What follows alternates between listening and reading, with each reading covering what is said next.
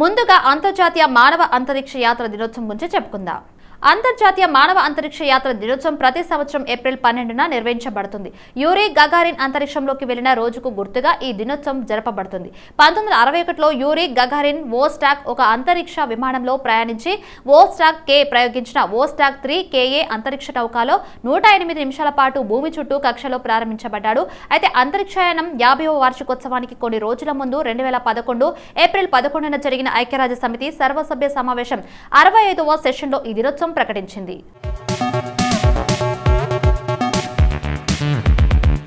1963 April 12 నుండి Soviet యూనియన్లో కాస్మోనాటిక్స్ దినోత్సవంగా జరుపుకుంటారు. ఇప్పటికీ రష్యా, కొన్ని సోవియట్ పాత రాష్ట్రాల్లో కూడా దీనిని పాటిస్తారు. 2001లో గగారిన్ అంతరిక్షయానం 40వ వార్షికోత్సవం సందర్భంగా యునైటెడ్ స్టేట్స్లో వరల్డ్ స్పేస్ పార్టీ అని కూడా పిలువబడే యూరిస్టైడ్ ప్రారంభించబడింది. 1981 ఏప్రిల్ 12 కొలంబియాకు చెందిన STS-1 మొదటి అంతరిక్ష నౌకా ప్రయోగం జరిగింది. 2011లో ఐక్యరాజ్య సమితి ఏప్రిల్ 12వ తేదీని అంతర్జాతీయ మానవ అంతరిక్ష విమాన దినంగా ప్రకటించింది. అయితే 1962లో ఇదే రోజున సోవియట్ యూనియన్ కు చెందిన యూరీ గగారిన్ మొదటి అంతరిక్ష విమానాన్ని చేపట్టి మానవాళికి అంతరిక్ష పరిశోధన తలుపులు తెరిచారు.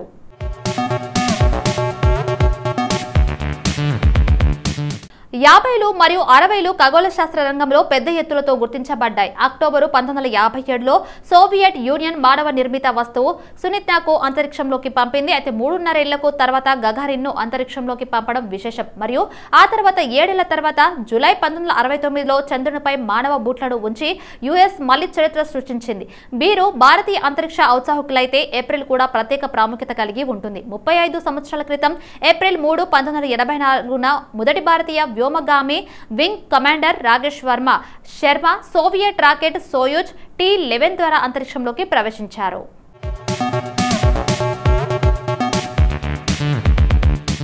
1978 భారతీయ రైల్వేలు 125 సంవత్సరాలకు గుర్తుగా దేశంలో మొట్టమొదటి డబుల్ డెక్కర్ రైలు సింహగఢ్ ఎక్స్ప్రెస్ ప్రస్తుతం బొంబాయి యొక్క విక్టోరియా టెర్మినల్ నుండి పూణే వరకు నడపబడింది. అయితే 2011 చైనాలో అసమ్మతిలో భాగంగా 169 మంది చైనీస్ క్రైస్తవులు బహిరంగ ప్రార్థన సెషన్ కు నిర్వహించడానికి ప్రయత్నించారు మరియు నిర్బంధించబడ్డారు. 2012 అమెరికన్ కంపెనీ గూగుల్ Inc.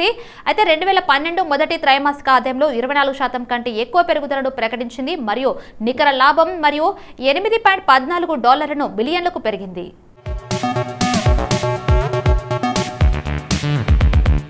2012 మాలి తాత్కాలిక అధ్యక్షుడు గత నెల తిరుగుబాటు తర్వాత పౌరపాలనకు తిరిగి వచ్చిన డోనన్కుండా ద్రోహిలో ప్రమాణం చేశారు. 2013 జెస్సీ పెన్నీతో మాసే తన వివిధాన్ని కోల్పోయాడు. అయితే జెస్సీ పెన్నీ మార్తా తన దుకాణంలో లైసెన్స్ పొందిన గృహ పకరాలను విక్రయించే హక్కులను గెలుచుకుంది. 2013-18 మ్యాగ్నెట్స్ ను జాబితాను నిషేధించిన తర్వాత రష్యా ప్రతీకారం తీర్చుకుంటామని రష్యా బెదిరించింది.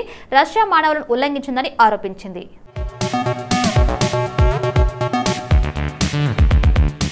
2013 ఫ్రాన్స్ సెనెట్ స్వలింగ సంపర్కుల వివాహాన్ని గుర్తించింది. 2014 పరిశోధకులు హెపటైటిస్ సిని నయం చేయగల కొత్తగా తినిపించే ఔషధాన్ని ప్రకటించారు. పరీక్షలో 90% మంది రోగులు 12 వారాల తర్వాత వైరస్ నుండి విముక్తి పొందారు. 2014 ఒరాకిల్ కార్పొరేషన్ కు చెందిన లారీ ఎలిసన్ కు వరుసగా 2వ సంవత్సరం అత్యధిక జీతం పెంపొందడానికి అమెరికన్ ఎగ్జిక్యూటివ్ హోదా ఇవ్వబడింది. ఎలిసన్ యొక్క 2013 పరిహారం $78.4 మిలియన్లు. ఇది రాబర్ట్ ఈగర్ యొక్క రాబర్ట్ డిస్నీ కార్స్ యొక్క $34.3 మిలియన్ కంటే ఎక్కువ.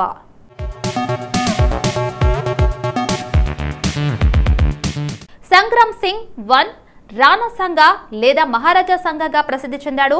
సిసోడియా రాజవంశం నుండి వచ్చిన భారతీయ పాలకుడు. అతడు ప్రస్తుత వాయువ్య భారతదేశంలోని గుహిలాస్ సిసోడియాస్ యొక్క సాంప్రదాయ భూభాగమైన మేవార్ను పాలించాడు. అయినప్పటికీ అతని సమర్థ పాలన ద్వారా అతని రాజ్యం 16వ శతాబ్దం ప్రారంభంలో ఉత్తర భారతదేశంలోని గొప్ప శక్తిగా మారింది. అతను చిత్తూరు వద్ద రాజస్థాన్తో ప్రస్తుత రాజస్థాన్, గుజరాత్, మధ్యప్రదేశ్ మరియు ఉత్తరప్రదేశ్లోని కొన్ని ప్రాంతాలను నియంత్రించాడు. అతని పాలన బాబర్తో సహా అనేక మంది సమకాలీనులు మెచ్చుకున్నారు. అతను దక్షిణ భారతదేశంలోని కృష్ణదేవరాయలతో పాటు ఆ కాలపు గొప్ప భారతీయ రాజుగా అభివర్ణించాడు. రాణా సంగా ఏప్రిల్ 12, 1482న ఛత్తీస్గఢ్లో జన్మించారు.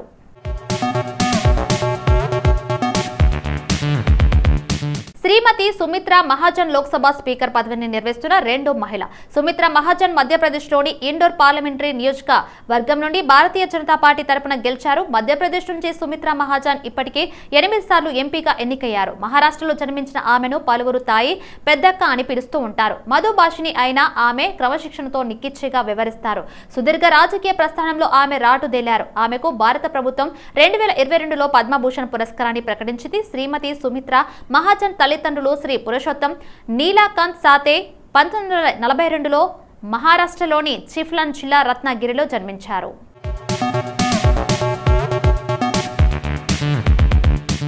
ఆషిక్ అబు భారతదేశానికి చెందిన సినిమా దర్శకుడు, నిర్మాత, నటుడు మరియు పంపిణీదారుడు.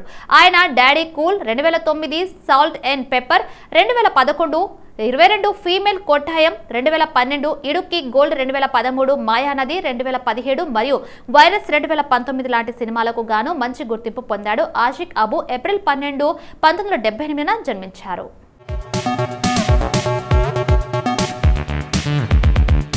సావ్జీ దంచి దొలకియా ఒక భారతీయ వ్యాపారవేత్త, వజ్రాల తయారీ ఎగుమతి సంస్థ అయిన హరికృష్ణ ఎక్స్పోర్ట్స్ వ్యవస్థాపకుడు, చైర్మన్. ఆయనకు 2022లో పద్మశ్రీ పురస్కారం లభించింది. సావ్జీ దంజిత్ దొలకియా ఏప్రిల్ 12, 1962న జన్మించారు. సావ్జీ దొలకియాకి గుజరాత్లోని అమ్రేలీ జిల్లా రుదోలాలో ఒక రైతు కుటుంబంలో జన్మించారు. అతను 4వ తరగతి వరకు చదువుకున్నాడు. 13 సంవత్సరాల వయసులో మానేశాడు. అయితే సూరత్లో తన పినతండ్రి వజ్రాల వ్యాపారంలో చేరాడు. తర్వాత అతని సోదరులు హిమాత్ తులసి కూడా అతనితో పాటు చేరారు. వారు 1984లో వజ్రాల వ్యాపారాన్ని స్థాపించారు.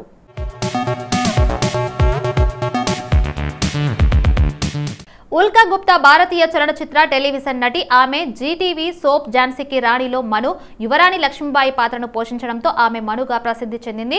తర్వాత ఆమె కాళీ షోలో రీ ఎంట్రీ ఇచ్చింది. ఆమె తొలి చిత్రం టాలీవుడ్ సినిమా ఆంధ్ర పోరి. ఇందులో ఆమె ప్రధాన పాత్ర అయిన ప్రశాంతి పాత్రలో నటించింది. 2015లో తెలుగు చిత్రం రుద్రమదేవిలో కూడా నటించారు. ఉల్కా గుప్తా 1997 ఏప్రిల్ 12న బీహార్లోని సహర్సాలో జన్మించారు. అయితే ఆమె ముంబైలో పెరిగారు. ఆమె తండ్రి గగన్, చెల్లెలు గోయా కూడా నటులు.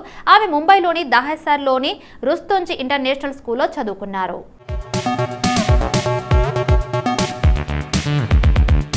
సో ఇదండి ఇవాల్టి బెస్ట్ ఆఫ్ ది ఎపిసోడ్. ఈ ఎపిసోడ్ అనేది ఈ రోజుకు సంబంధించిన కొన్ని ఆసక్తికరమైన విషయాలు తెలుసుకోవడానికి ఉపయోగపడింది అని అనుకుంటూ మళ్ళీ రేపటి ఎపిసోడ్లో కలుద్దాం. Until then bye bye.